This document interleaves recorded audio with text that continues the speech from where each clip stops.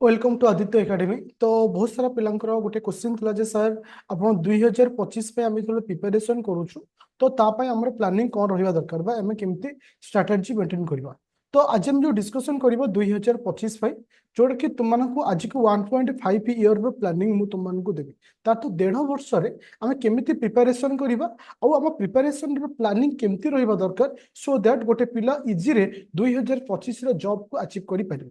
तो ए वीडियो को देखला बेले साथी रे गोटे पेपर और पेन धरिक बस जदि पाखे डायरी अच्छी तो एटा नोट कर रख कहीं ना जो जो पॉइंट कहबी से पॉइंट को तुमको नोट करिवार अच्छी और नोट को लिखिबार अच्छी।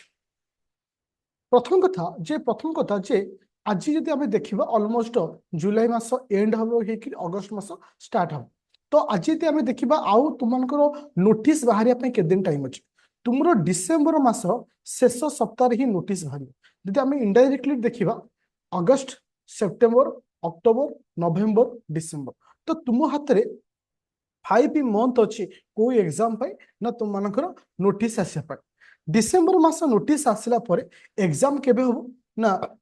एक्सक्यूज 2025 अक्टोबर मास 2025 अक्टोबर तार्थ नोटिस बाहर ठीक 10 मास पर ठीक 10 मास पर तुमको को एग्जाम हुए ना तुमको प्रिलिम एग्जाम हुए और मेन एग्जाम केबे हो ना 2026 मार्च मासरे 2026 मार्च तार्थ अक्टोबर हुए नवेम्बर डिसेम्बर जनवरी फेब्रुआरी मार्च ताले ऑलमोस्ट 5 मंथ जदि आम एठू गोटे सिंपल गोटे कैलकुलेशन करुचे ताहले टोटली आमर जो जर्नी रोचे 1.5 वर्षर रास्ता रोचे ए 1.5 वर्ष आम केमिति प्लानिंग करिया दरकार जो द्वारा आम गोटे सक्सेस जगह पहुंचबा।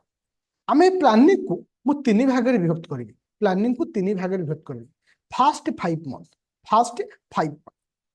5 मंथ माने नोटिस आसिया पर्यंत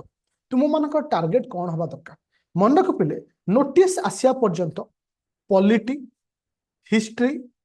ज्योग्राफी इकोनॉमिक्स ए 4टी टॉपिक ऑलमोस्ट तुम मानकर गोटे राउंड कंप्लीट हवा दरकार।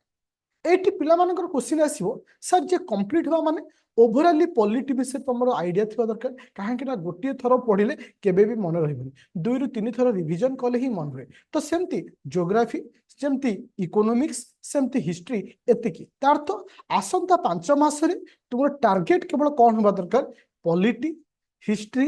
ज्योग्राफी इकोनॉमिक्स तुम्हें वर्तमान भाबनी जे मु प्रिलिम पाई पढ़ुची किंबा मेन पाई पढ़ुची ए कथा माइंड रे केबे भी रखिबनी तुम्हें गोटे जिनस भाबिबो मु वर्तमान पॉलिटी ओवरऑल पढ़ी ज्योग्राफी पढ़ी हिस्ट्री पढ़ी इकोनॉमिक्स करेंट अफेयर एबे पढ़िबार आवश्यकता नहीं सी सार्ट पेपर एबे पढ़िबार आवश्यकता नहीं कहीं तार आवश्यकता वर्तमान केबे भी नहीं। हाँ तुम्हें जति चाहिबो साइड रे न्यूज पेपर एवरीडे पढ़ी परिबो फॉर योर पर्सनल इंप्रूवमेंट पाई तार तो एबे हमें कौन करिबा तुम ए जिनस माइंड रखिबो जे मु पॉलिटी रो जो जो सिलेबस अछि मत सारिबार अच्छी ओवरऑली सब जिनस सोर्सेस कौन तो आइदर तुम लक्ष्मीकांत पढ़ी पार किंबा कोनोसी जदि कोनोसी कोचिंग सेंटर रे जॉइन करछो जदि तुमको से पढ़ौछथि ता भी हेले चलिबो किछि टेंशन नहोनी। सेमती हिस्ट्री पाई modern history ancient Tamil Nadu NCERT follow करिवो geography +2 first year second year आउ इकोनॉमिक्स पे तुम फॉलो करि परिबो होची 10th class 11th class 12th class रो एनसीईआरटी रो इकोनॉमिक्स वही फॉलो कर परिबो एतिक जिंस ऊपर प्रथम ध्यान देबा दरकार। तापर जतबे डिसेंबर मास हेजिवो डिसेंबर मास पर बा तुम जनवरी मास ठारू अप टू जनवरी फेब्रुआरी मार्च एप्रिल मे ए जो मे मास पर्यंत जो 5 मास तुम पाखे रहउची एटलिस्ट ए पर्यंत तुम्हें कहा पाई प्रिपरेशन करिवो मेन पाई सेतरा माइंड रखिबोनी मते प्रिलिम की मेन ओनली मेन पाई पढियार अछि। मे मास पर्यंत तुम कौन पढ़ल माने मेन पाई मे जून जुलाई अगस्त सेप्टेम्बर ये जो शेष 5 मास तुम्हें क्या तुम्हें कही पार जून जुलाई अगस्त सेप्टेम्बर तार तो ये जो 4 मास 5 मास शेष जोड़ा रहा केवल प्रिलिम को टाइम दब ताहले तुम्हें बुझीपार केमती रहिबो प्रथमे तुमको 5 मंथ यही सब ऊपर टार्गेट देवा पड़े कहीं ना पिला माने एते जदि गोटे जिनस को बार बार रिवीजन न करेंगे ताहले तुमको प्रॉब्लम हो एटा एति पाई मु कहूची बहुत सारा पिला केस रे मु एटा देखिछि तो आरंभ भल पढ़ती कि परवर्ती अवस्था इंटरेस्ट कमी जाए कहीं गोटे चैप्टर को बहुत दिन पढ़िले बोरिंग हो जाती तो से जिन नवा दरकार ओभरअली पॉलिट उपर आइडिया रहा दरकार ओभरअली ज्योग्राफी उपर आइडिया दरकार ओभरअली सब उपर रहा दरकार एटा नोटिस आसिया बेलू जमी सरिया दरकार तापर तुम प्रोफेशनाली पढ़ा आरंभ कर केबे मासरू ना जनवरी आउ से जनवरी मासरू करेंट अफेयर भी पढ़िया स्टार्ट करिवो आउ CSAT weekly at least 3 days रखिवो a planning रे एबे ठुरु कंटिन्यू करो देखिवो सक्सेस निश्चित हबो तार तो एबे 1.5 वर्षर प्लानिंग मु तो मानकु कहि देली किंतु तुम प्रथम इंपोर्टेंट होची 5 मास ए 5 मास रे जे किछि करि पाइला से डेफिनेटली से आगु जी गोटे छोटिया एग्जांपल आकार रे मु तो मानकु वर्तमान आउ टिके एक्सप्लेन करूची सपोज हमर गोटे बैच चलुची से बैच रो ना होची ओपीएससी ओएस 2025-26 सपोज जदि गोटे पिला से बैच रे जॉइन करछि आ द्वारा बेनिफिट से कोन पाइबो ता भी मु तो मानकु देखि दोछि सपोज से कंटेंट को गला देखो कंटेंट को जिवो कंटेंट को गला भरे देखो एनसीईआरटी क्लास चलछि ताथ पहला सीसैट क्लास चलछि इकोनॉमी रो 19 टा क्लास हिछि पॉलिट रो 11 टा क्लास हिछि करेंट अफेयर एत सब जिन ज्योग्राफी रो 15 टा क्लास हिछि तार्थ मु जो पिला मानकु वर्तमान हमर जे पेड बैच रो छ से मानकु भी कहूछि तुमर प्लानिंग एया रखा हिछि डिसेंबर मास पर्यंत ओवरऑली सब जिन मु तमानको साथ देबी तार्थ तुम माइंड रे आसी जिवो पॉलिट रे कोन अछि ज्योग्राफी रे कोन अछि एगेन मु एई पाठ को आउ थरे मेन ओरिएंटेड रे आउ थरे रिवीजन करबी सेही दिन तुम बुझी परियो पिले ए जो ओवरऑली तुमको जोडा को पढिए को कहितली से केते दूर तुमको हेल्प करिवो एई क्लास में मन रखियो पिले गोटे जिंस तुम छोटे एग्जांपल हिसाब रे दोछि तुम बुझी परिवो जतबल तुम 10th क्लास पास करि जाओ 11th क्लास रे पाठ पढो के भाबिचो आउ थरे तुम 10th क्लास एग्जाम देबी श्योर मु टपर हिजु काहे कि ना तुम थरे से पाठ पढी जाइछो आउ थे तुम पढ़ो तो जानी ही ना ये जिनस या मत एमती पढ़ार अच्छे ठीक एक्जाक्टली से प्लानिंग इटे अप्लाई कर प्रथम ओवरऑली सब पढ़ी जाओ किसी जिन मन रही मन रही डोंट वरी तापर जो आम पढ़ा स्टार्ट करा जनवरी सेटा हम माने रियल माने फाइटिंग से फाइटिंग पाई बैक साइड रे एतिक जिनस तुमको हेल्प करिवो